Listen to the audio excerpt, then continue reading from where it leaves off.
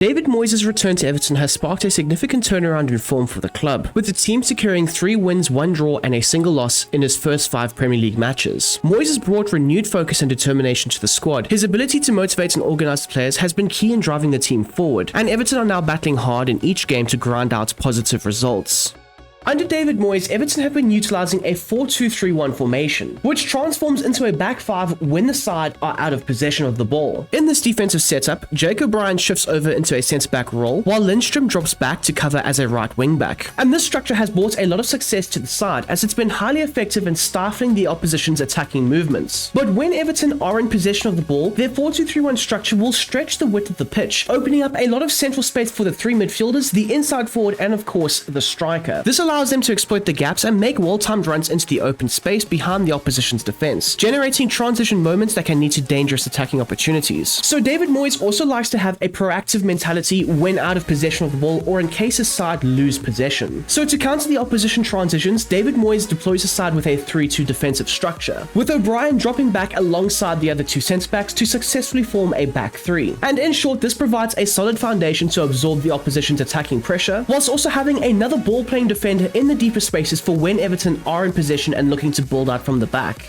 Everton's tactical approach under David Moyes is centered around a counter-attacking build-up style. Now, of course, Moyes can be flexible with the build-up play, allowing the team to either build up short, having the likes of a Jordan Pickford play out from the back successfully and then having the team progress the ball through the thirds, or they can go direct and have either the goalkeeper or one of the deeper lying players ping those long passes directly forward into the attackers. A key player like Beto thrives in this system, as his ability to win the aerial duels provides Everton a strong platform high up the pitch to build their attacks on. However, the manager does emphasize the importance of controlling games and not always playing a direct style of football. And to achieve this, Everton centre-backs and midfielders are encouraged to get on the ball and circulate it amongst themselves before building up attacks. This approach has allowed the team to progress the ball swiftly through the thirds, adding more composure to their play while still maintaining the threats of quick vertical passes when the opportunities arise. The balance between control and directness complements Everton's attacking strategy, as the forwards are well drilled in making runs into the channels or finding open spaces, where they can be perfectly positioned to receive passes from defenders or deeper lying midfielders.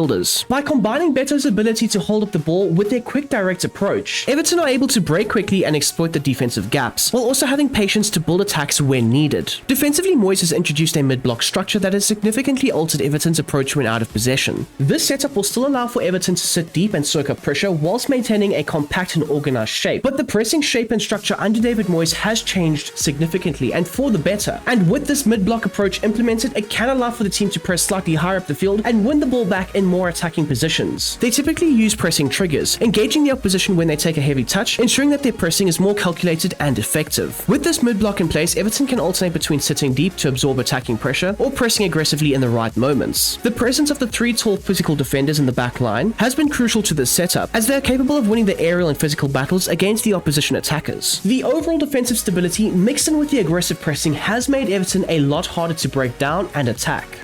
So in Moyes' Everton setup, each player has a clearly defined role that contributes to the team's tactical approach both offensively and defensively. From the physicality and the holder play of the forwards to the defensive solidity of the back line, each player has a crucial role in maintaining the manager's vision. So we'll start off with Jordan Pickford, who remains Everton's first choice goalkeeper and will be tasked with a balanced role between the sticks. His shot-stopping abilities are crucial in keeping the team in games and minimizing the impacts of any defensive lapses. Pickford is also quick off his line at times to intercept potential through balls, and his distribution is vital, whether it's playing short passes to defenders, launching long balls forward, or rolling the ball out to initiate quick transition breaks. Jake O'Brien will operate as a defensive right back in Moyes' setup, as he has the versatility to shift into a back 3 when required, as well as cover the wide spaces defensively. The manager prefers him to adopt a deeper position, where his physical presence and height are assets in the team winning aerial challenges against the opposition attackers. Additionally, O'Brien's ball-playing skills are crucial to Everton's build-up, providing an extra passing option in the deeper areas to help the team progress the ball forward with more control. And by having the right back sit deeper, not only contributes defensively, but it can allow for O'Brien to be a major contributing factor in the team's attacking transitions. Moving on to James Tarkowski, who will slot in as the right-sided centre-back. He'll be deployed in the role of a traditional defensive stalwart. When in possession, the centre-back will be positioned between O'Brien and the left-sided centre-back. His primary focus will be to break down the opposition attacks and disrupt any potential transitions. While known for his defensive solidity, Tarkowski can also contribute to Everton's build-up play with his ball-playing abilities. He can deliver accurate lofted passes passes into advanced areas, helping bypass the opposition's midfield, which at times can help the team transition effectively into the final third. His composure on the ball allows him to link up with the midfield and the forwards, which can add another dimension to Everton's attack. However, his main responsibility remains using his experience to marshal the defense and maintain the team's structure. Next to Tarkowski will be Jared Branthwaite, who will feature as the ball-playing centre-back with a strong defensive focus. In this position, Branthwaite will be responsible for covering the wide areas and helping maintain the defensive stability in Moyes' system, especially when the left-back does maraud forward in the attack. His ability to play accurate line-breaking passes allows Everton to transition smoothly into their attacking phases of play, while his vision enables him to play the switch pass to the open man on the opposite side of the pitch, which can create potential attacking movements.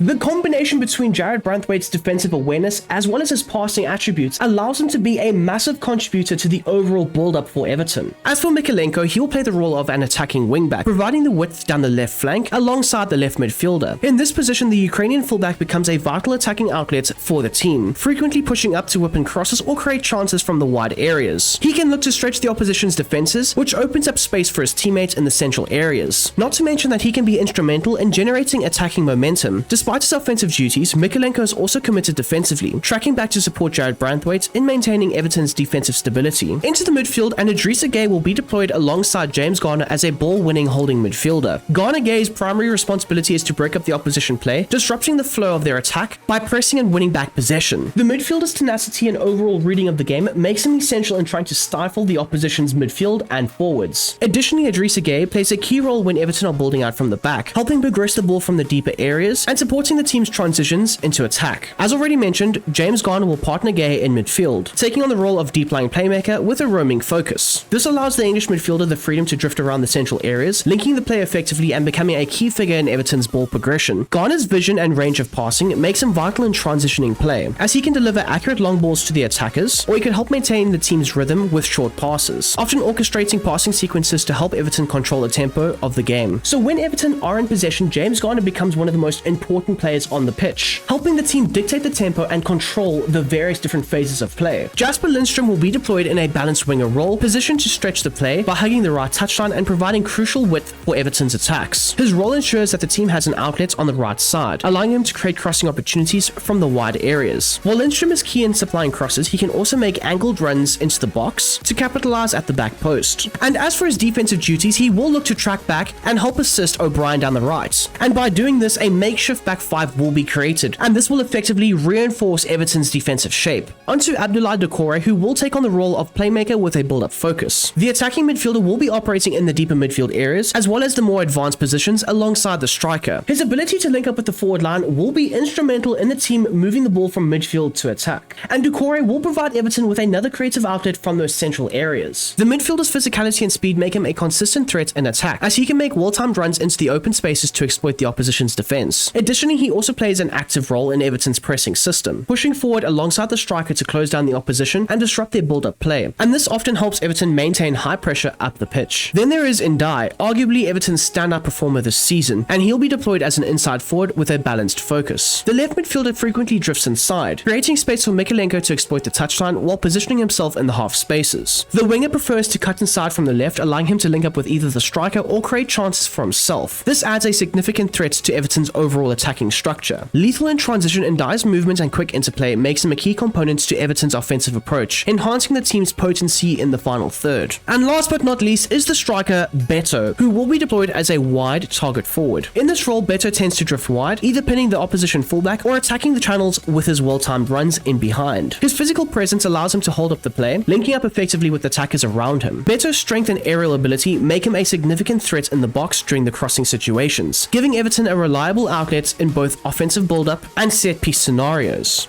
Moving on now to the team's assignments, and the captain will be Seamus Coleman, but if he's off the field, James Tarkowski tends to take the armband. As for the free kick duties, one of Garner or McNeil will step up, and the same can be said for the corner kick takers. The penalties will be left up to either Beto or Dominic Calvert-Lewin, and the players targeted in the box from the corner set pieces will be James Tarkowski, with O'Brien making the near post runs, and Jared Branthwaite being positioned at the back post. And there you have it, people. That is how I would go ahead and replicate David Moyes' Everton tactics for FC25. I really do hope you have enjoyed this video, and if you don't mind smashing that like button down below, whilst also subscribing if you are new, that would mean the absolute most for yours truly. Anyways, until the next time, until the next one, I hope you have a smashing goddamn day, and I'm out of here. Peace.